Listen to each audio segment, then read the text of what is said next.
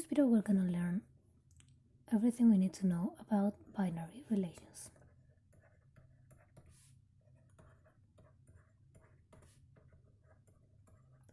So given a set A, we say that R is a relation in A if R is a subset of A times A. Now we say that R is a binary relation because it's A times A can be written as A squared, and this too is what tells us that it's binary. This will then, in other courses of algebra, be generalized for n-ary relations, which they are relations in A times A times A n times, so it's A to the power n. But that's not something we're gonna worry now because it's a very advanced issue. Let's start off with an example. So the first thing I have to do is define my set A. For this case, I'm gonna say A is formed by 4 letters, A, B, C, and D. And now let's define a relation in this set. So the relation is a subset of A squared. That means that the elements are gonna be pair of order numbers, so numbers or elements. So in this case, I can say A. This means A is related to A. I can also have B, A. So B is related to A. I can say that C is related to B, and that D is related to A. Well, this is a set formed by elements of A squared, so it is a subset of A times A. So it is a relation in my set A. Now let's see some notation. I have that A, let's take this example, B is related to A. There are a few ways of writing this, and it depends on the book we're using. So I can say simply B, A belongs to R. I could also say that B is related with A. And those are the most common ones that are used. Let's now see some other ways of defining my set R, the set of relations. We can make what's called a matrix.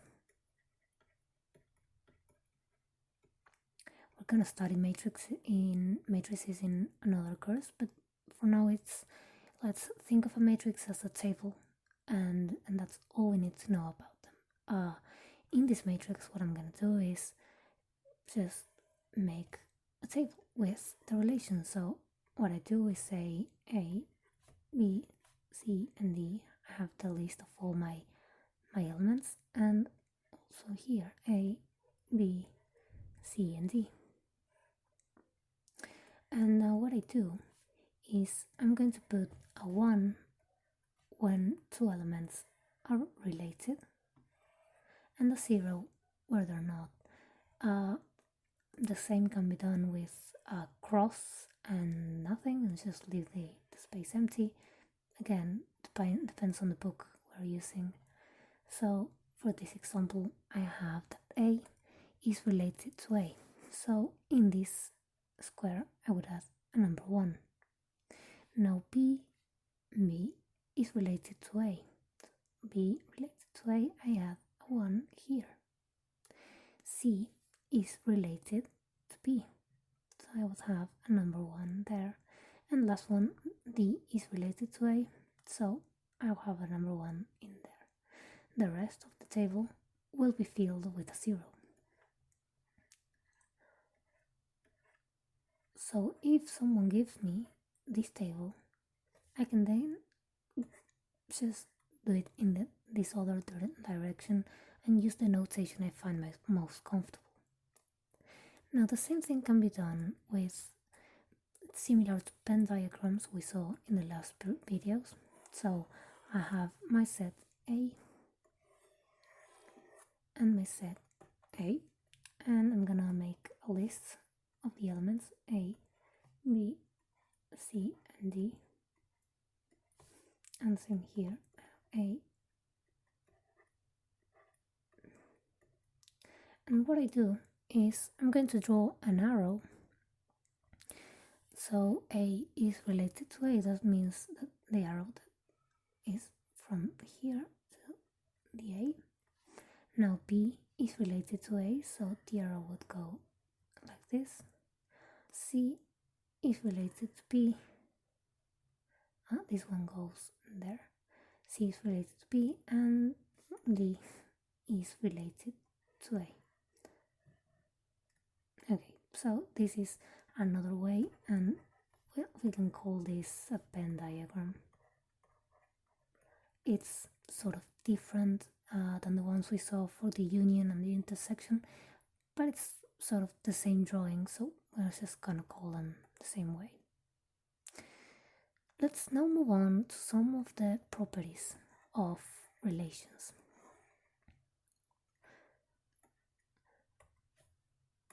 So I'm gonna say that a relation R is reflexive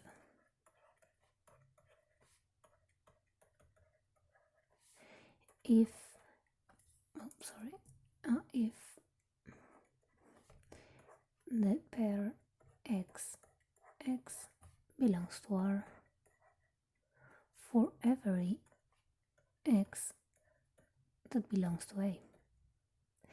So given an element of A, I have to check that it belongs to R, but not just one element. I have to check this for every element.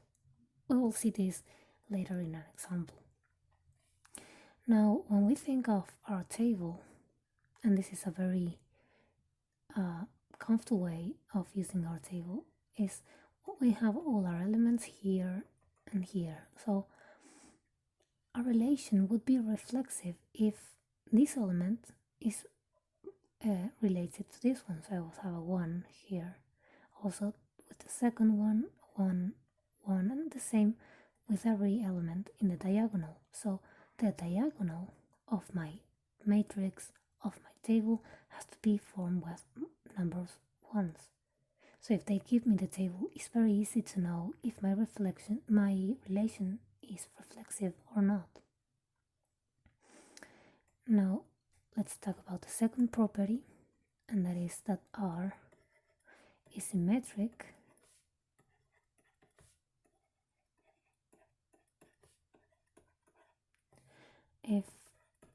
if I have the x, y belongs to R, and then yx belongs to R.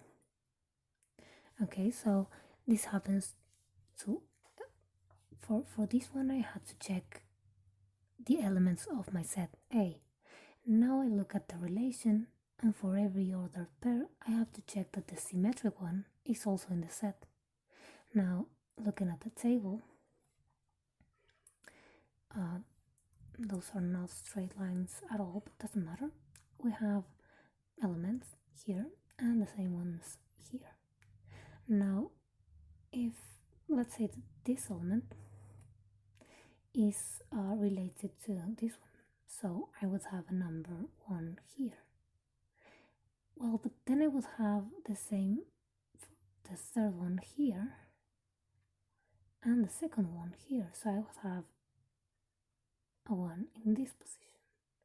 And this would happen with every time I have this one, I immediately add the 1 in this other position. So what this does, it makes this matrix or this table symmetric with the diagonal. So if I draw a line here in my diagonal, then I will have the same numbers, the same positions of 1s here and here. It's also another easy way to use our table to realize if our relation is symmetric or not. The third property is the antisymmetric. So R is antisymmetric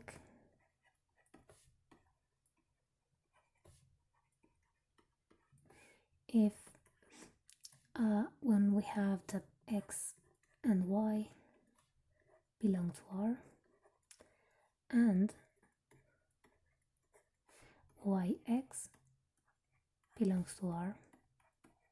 So I have both elements in R, both because this is and, then necessarily we have that x equals y. We'll talk about this relation better in an example, but another way of talking about this is another way of defining the antisymmetry is saying that if x and y are related and x is different than y, then yx cannot be an element of R. Also, this depends on the book we're reading. The definition is the same one, they're equivalent, but it's just another way of writing it. I find this definition to be more clear, but it's actually the same thing. And the last property, it's a pretty important one and very used. We say that R is transitive.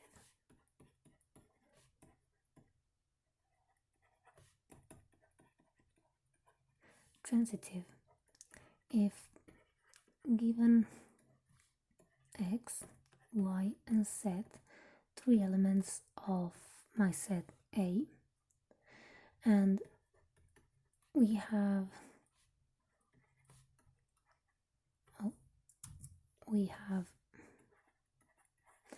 that x is related to y and y is related to z, so we have x with y and y with z, then necessarily we must have x related to z.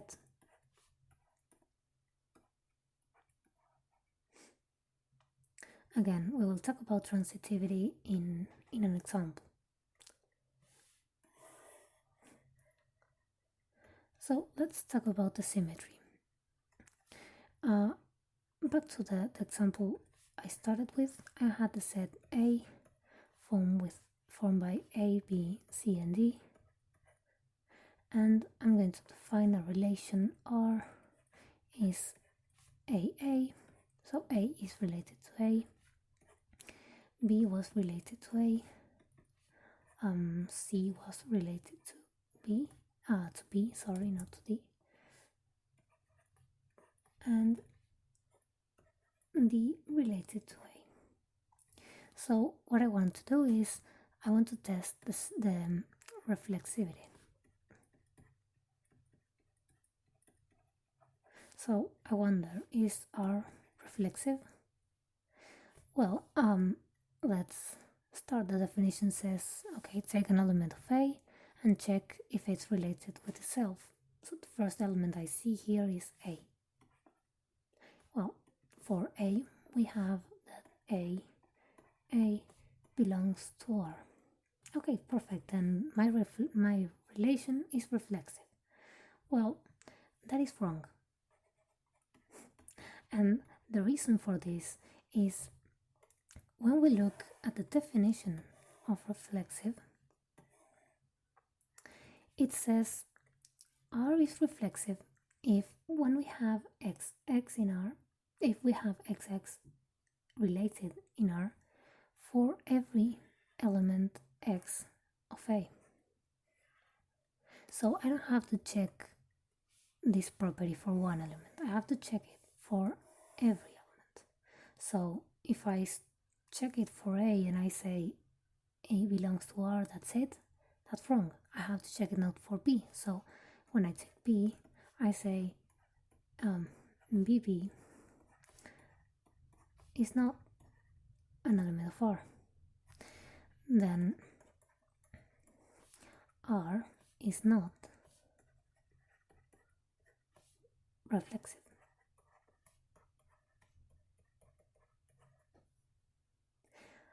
Now, let's talk about the other properties with an example.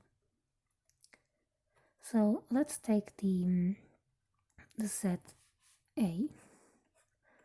It's going to be the set of natural numbers, and my relation R is going to be the sign smaller or equal to.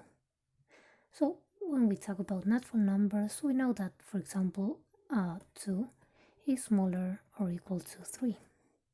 We also know that 2 is smaller or equal to 2. Well, why is this? Because 2 is equal to 2, and the equal is included in this bar down here.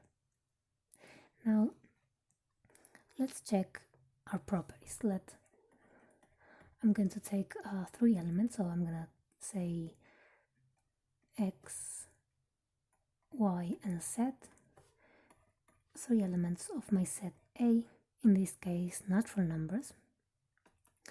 I'm not gonna make the proofs for this because they're very simple. We know them with our intuition of the natural numbers. So we know that x is smaller or equal to x because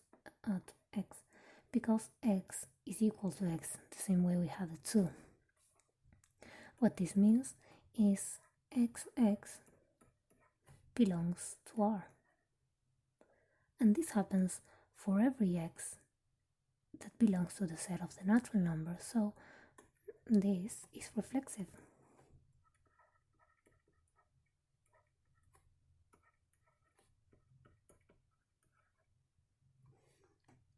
Okay, now back to this example. I said 2 is smaller or equal to 3, and I wonder, is 3 smaller or equal to 2? No. Why? Well, because 3 is greater than 2. Then we do not have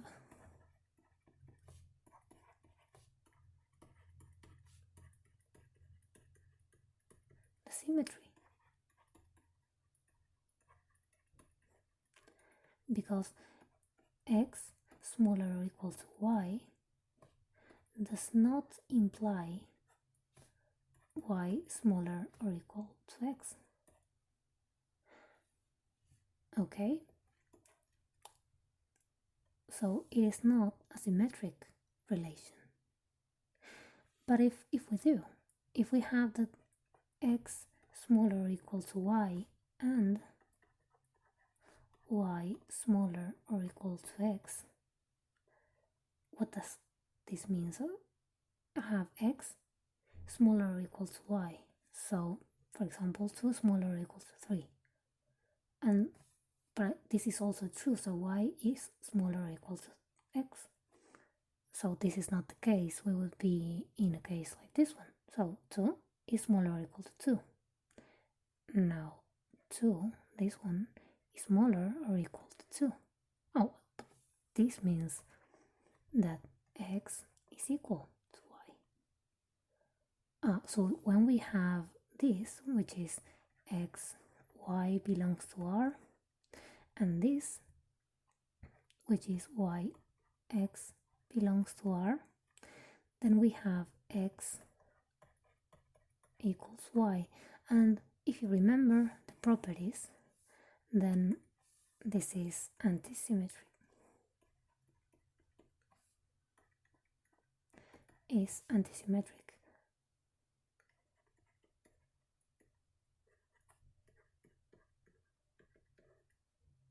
So we know that this relation is reflexive, this relation is antisymmetric. And the transitivity is also something we know, right? Because if we have x smaller or equal to y and y smaller or equal to z, so with numbers, what we will have is 2 is smaller or equal to 3, 3 is smaller or equal to 5, and this is valid, so we have that 2 is smaller or equal to 5. So transitivity for natural numbers and the smaller equal relation is also something we know. So this implies x smaller or equal to z. Now what this means, x smaller or equal to y, means that x is related to y. Y smaller or equal to z is that y, z are also related. And this implies x smaller or equal to z, so x, z belongs to R. And this is the fourth property we studied, is transitivity.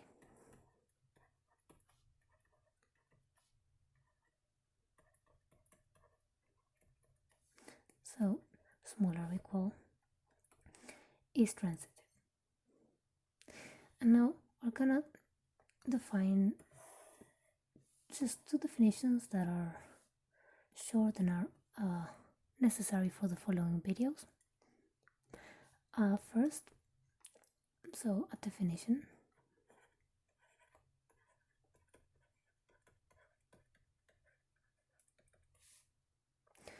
A relation R is an equivalence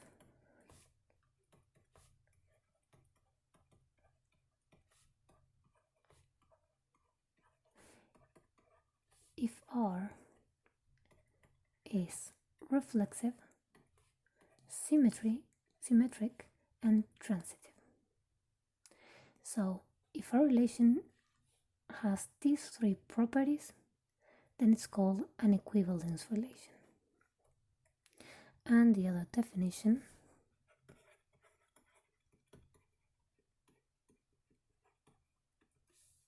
a relation R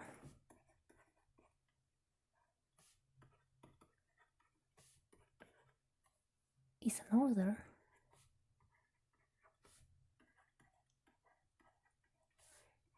if R is reflexive, antisymmetric, and transitive.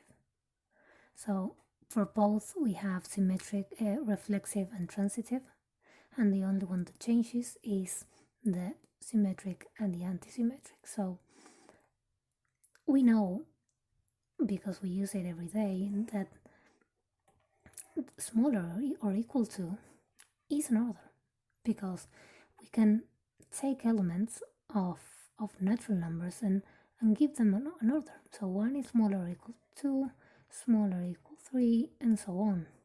So we have this order, and well, that's simply because this relation is reflexive, is antisymmetric, and is transitive. So what we have is that smaller or equal is an order.